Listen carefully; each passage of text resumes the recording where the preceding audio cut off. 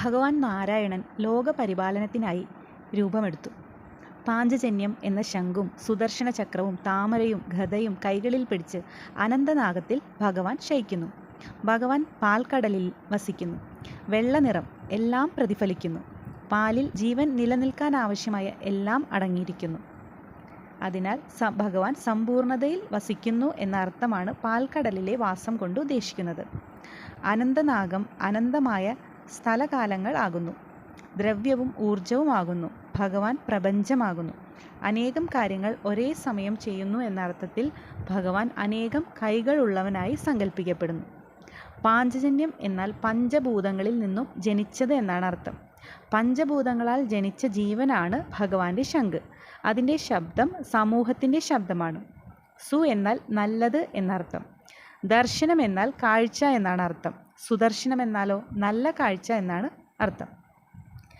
തിരിയുന്ന ചക്രത്തെ ഏത് കോണിൽ നിന്ന് നോക്കിയാലും ഒരേപോലെ മാത്രമേ കാണൂ. ഏത് കോണിൽ നിന്ന് നോക്കിയാലും നല്ലത് മാത്രം എന്നാണ് സുദർശന ചക്രം കൊണ്ട് അർത്ഥമാക്കുന്നത്. തിന്മയെ നശിപ്പിക്കാൻ ഭഗവാൻ സുദർശനം ഉപയോഗിക്കുന്നു. ധർമ്മത്തെ നിലനിർത്തുക എന്നത് ഭഗവാന്റെ ധർമ്മമാണ്. ധർമ്മം മറന്നിട്ട് അനേക പ്രശ്നങ്ങളിൽപ്പെട്ട് നട്ടം തിരിയുന്ന ജീവന് ധാർമ്മികത മനസ്സിലാക്കി കൊടുത്ത് രക്ഷിക്കുവാൻ ഭഗവാൻ അവരിലൊരുവനായി ജനിക്കുന്നു. ഇതിനെ അവതാരം എന്നാണ് പറയുന്നത്. ജീവൻ പരിണാമ പ്രക്രിയയിലൂടെ മനുഷ്യനായി മാറി. ഭഗവാന്റെ അവതാരങ്ങളും ആ പരിണാമഘട്ടത്തിലുണ്ടായി. മത്സ്യം, കൂർമ്മം, വരാഹം, നരസിംഹം, വാമനൻ, പരശുരാമൻ, ശ്രീരാമൻ, ബലരാമൻ, ശ്രീകൃഷ്ണൻ, കൽക്കി ഇവയാണ് ഭഗവാന്റെ ദശാവതാരങ്ങൾ. പരിണാമ പ്രക്രിയയിലൂടെയാണ് ജീവൻ മനുഷ്യനായത് എന്ന് നമ്മളെ ബോധ്യപ്പെടുത്താനാണ് ഭഗവാൻ ഈ ക്രമത്തിൽ അവതരിച്ചത്.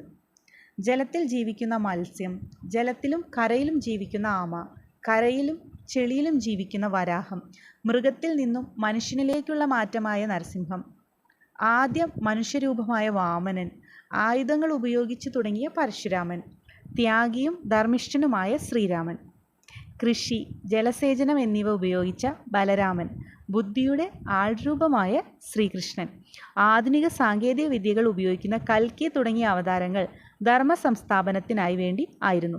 ശ്രീകൃഷ്ണനും കൽക്കിയുമാണ് ഭഗവാന്റെ പൂർണ്ണ അവതാരങ്ങൾ. കൽക്കി ഭഗവാന്റെ അവസാനത്തെ മഹാ അവതാരമാണ്. ഏറ്റവും ശക്തിയേറിയ അവതാരമാണ് കൽക്കി.